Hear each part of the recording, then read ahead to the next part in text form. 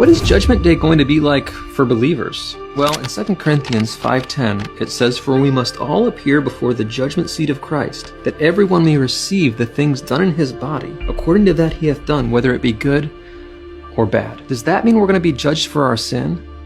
No, not at all. Because all of the wrath of God for all of your sin was taken out on Jesus on the cross. It was paid for. We will not have to answer for our sin. But if you as a believer in this life have messed around with sin and backslidden, you're not going to have to answer for your sin, but that sin will affect the judgment that you receive from Jesus himself. Let me explain.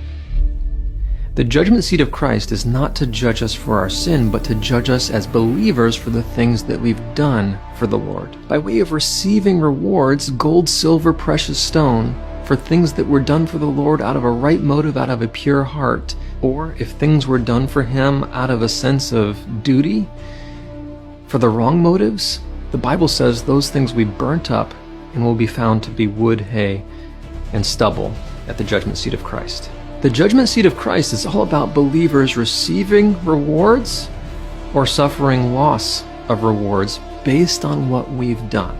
This judgment is not to judge us for sin. That judgment is the great white throne judgment, which is not for believers, but for the lost, to be judged for their sin and then cast into the lake of fire. As believers, our sin is gone. It is paid for. But be careful, believer, how you live this life. If you're involved in sin, if you're backslidden, you're not going to do things for the Lord out of a right motive. You're going to have a sense of duty. And if you do anything for Him, it's not going to be out of a right motive. You and I, as believers, are going to have to stand before the Lord alone.